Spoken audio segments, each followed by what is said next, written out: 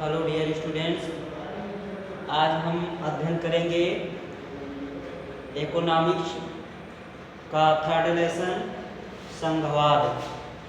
तो क्या है, सबसे पहले अगर मेरे चैनल पर आप लोग नए हैं तो चैनल को सब्सक्राइब करें, शेयर करें और कमेंट भी करिए। तो हम चलते हैं सीधे टॉपिक पर और हम अध्ययन करते हैं नागरिक शास्त्र का जो तीसरा लेसन संघवाद। पहले नागरिक कौन होता है? नागरिक वह है जो अपने प्रशिक्षित बुद्धि को लोकहित में प्रयोग करे, वही नागरिक कहलाता है। और उसी के उपरांत क्या है? संघवाद। संघवाद क्या है? दो या दो से अधिक शासन व्यवस्थाएं जिस देश में कार्य करती हैं उसे संघवाद कहा जाता है।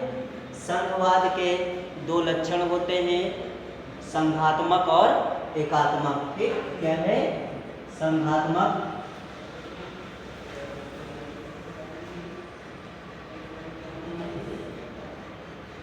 और एकात्मक। इसके बारे में हम लास्ट में अध्ययन करेंगे। तो सबसे पहले हम समझ लेते हैं विषय सूची क्या है। तो क्या है विषय सूची? जैसे भारत है तो भारत में जो केंद्र सरकार को अधिकार प्राप्त है वो कितने हैं? 97 विषय। तो 97 विषयों पर केंद्र सरकार क्या कर सकती है? कानून बना सकती है।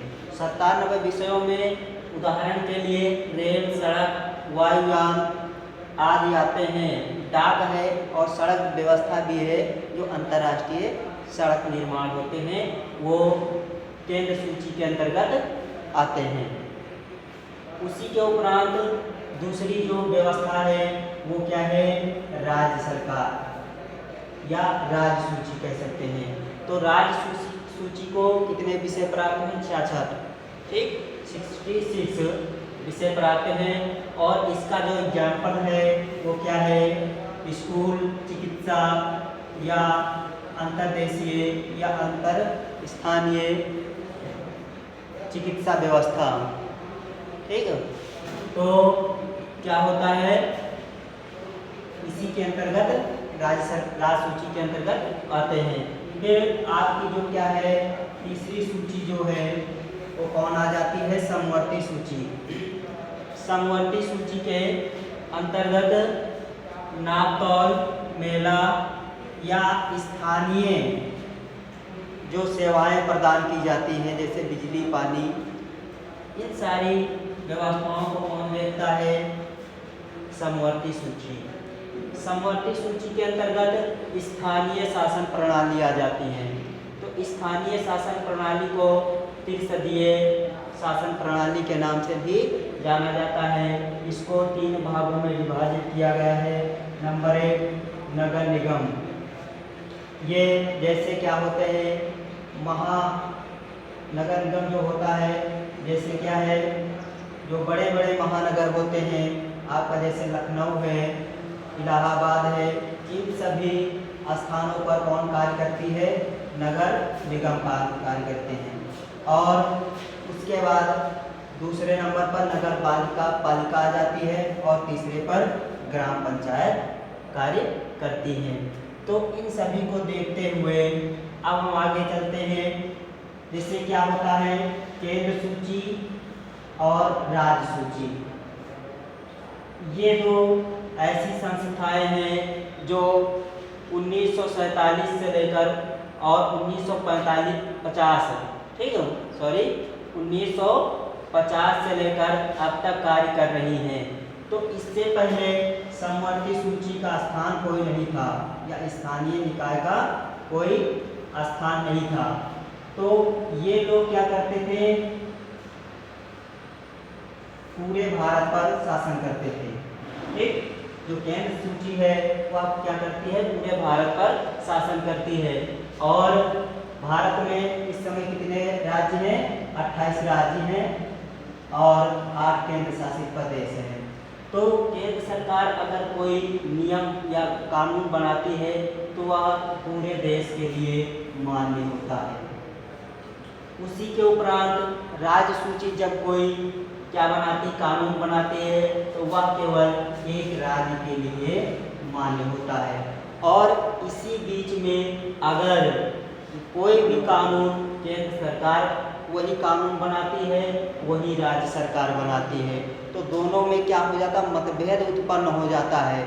तो ऐसी स्थिति में क्या होता है, ये निर्णय किसके पक्ष में जाता है, केंद्र सरकार के पक्ष में जाता है, क्योंकि इससे क्या होता है, जनता का अधिक से अधिक लाभ हो जाता है और इससे क्या होता है, केवल एक राज्य का ही लाभ हो पाता है।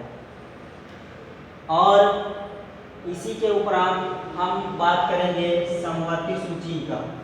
तो समवर्ती सूची जो क्या थी, 1950 से लेकर 1991, ठीक है, 91, और इसको फिर 92 में क्या किया गया, इसका संशोधन किया गया, क्योंकि उस समय क्या था, समवर्ती सूची का कोई महत्व नहीं था, या स्थानीय नगर निगम नगर पालिका का कोई महत्व नहीं होता था। तो इन्हीं कार्यों को क्या किया गया 1992 में और व्यवस्थित किया गया, ठीक है। इसमें इनको अनेक कार्य दिए गए, समझ में आ रहा है, इनको अनेक कार्य दिए गए।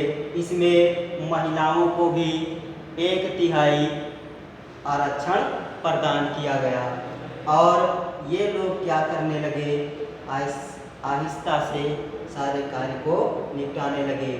तो क्या होता है, जो राज्य सूची होती है और समवर्ती सूची और केंद्र सूची, ये सब क्या होता है, जब मिलकर कार्य करते हैं, एक साथ मिलकर कार्य करते हैं, तो इसी को क्या कहा जाता है, संघवाद कहा जाता है। ये सब क्या है, इनको कई भागों में विभाजित किया गया।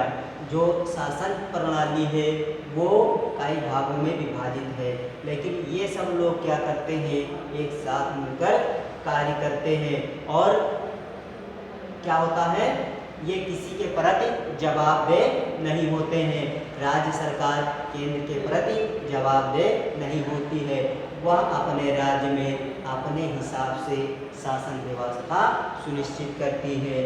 समवर्ती सूची के अंतर्गत ये सब आते हैं, तो ये अपने स्थानीय प्रशासन, स्थानीय लोगों को अपने सुविधाजनक हेतु आवश्यकताओं की पूर्ति करते हैं। ओके, तो ये क्या हो गया, संघवाद, ठीक है। अब हम अध्ययन करेंगे इसका संघात्मक और एकात्मक की विशेषताओं का। तो संघात्मक क्या होता है और एकात्मक शासन प्रणाली क्या होती है, अब हम अध्ययन करेंगे संघात्मक और एकात्मक का। तो संघात्मक क्या होता है, जहां एक और एक से अधिक, यहाँ होगा दो या दो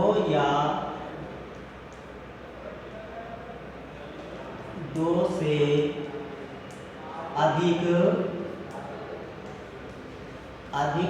शासन व्यवस्था, ठीक,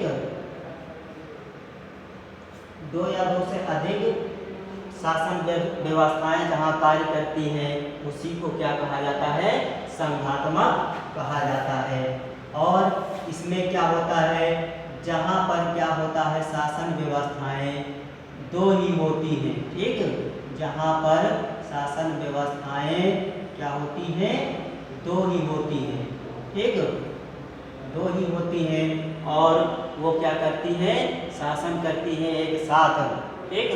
जैसे क्या हो जाता है, कोई नियम अगर लागू किया जाता है, जैसे केंद्र है, तो कोई नियम अगर राज्य पर लागू होता तो वही पूरे देश में, अगर कोई नियम लागू करते हैं ये लोग, तो पूरे देश के लिए एक ही नियम लागू करते हैं, ठीक, न कि किसी राज्य विशेष के लिए, ठीक, पूरे देश के लिए एक जैसा कानून होता है।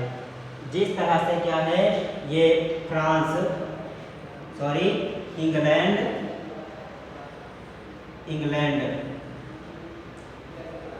इंग्लैंड और रूस। ठीक, ये जो देश है यहाँ की शासन प्रणाली एक जैसी है।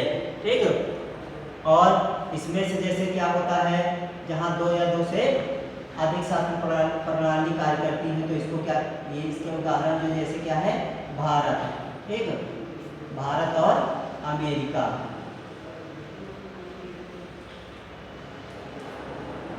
और दूसरी बात क्या होती है, इसमें एकहरी नागरिकता पाई जाती है। ठीक, कौन सी, एकहरी नागरिकता, एकहरी नागरिकता। ठीक, तो संघात्मक शासन प्रणाली में कैसी नागरिकता पाई जाती है, एकहरी नागरिकता। तो एकहरी नागरिकता क्या होती है, जैसे कोई भारत का व्यक्ति किसी दूसरे देश को जाता है तो उससे पूछा जाता आप कहाँ से आए हैं, तो वो क्या बताता है, हम भारत से आए हैं, अर्थात ना कि किसी राज्य विशेष का नाम बताता है, वो क्या बताता है, भारत से आए हैं। तो इसका मतलब क्या हो गया, एक। और उसी के आधार पर यहाँ उल्टा हो जाता है अमेरिका। ठीक, तो अमेरिका में क्या होता है, अमेरिका में दो राज्यों को क्या कहा, जो एक नागरिकता है वहाँ की दोहरी नागरिकता है अमेरिका में,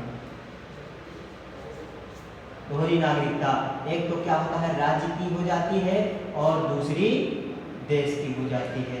तो व्यक्ति अगर वहाँ पर किसी दूसरे स्थान पर जाता है, किसी दूसरे देश को जाता है, तो क्या बताता है, पहले तो वो अपने राज्य का नाम बताता है, फिर देश का नाम बताता है। इसी के उपरांत क्या है, इसमें भी क्या होता है, एक तो नाम क्या बताता है किसका, राज्य का, और दूसरा नाम बता देता है देश का। ठीक, तो इसमें क्या होता है, दोहरी नागरिकता पाई जाती है और इसमें भारत एकहरी नागरिकता पाई जाती है संघात्मक शासन प्रणाली में। दूसरा है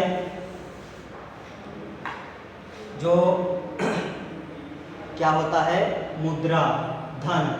तो ये क्या होता है, जो संघात्मक शासन प्रणाली में जो केंद्र सरकार है, ठीक, तो केंद्र सरकार पर कौन निर्भर रहता है, राज्य सरकार। ठीक, तो राज्य सरकार क्या होता है, केंद्र सरकार से अनुदान प्राप्त करती रहती है। ठीक, और वही क्या होता है एकात्मक में, तो एकात्मक में क्या है, ये लोग क्या होता है, किसी पर निर्भर नहीं रहते हैं। ठीक, तो धन्यवाद बच्चों, अगर मेरी वीडियो अच्छी लगी हो तो लाइक करें, सब्सक्राइब करें अगर चैनल पर नए हैं, और शेयर करें। धन्यवाद। जय हिंद, जय भारत।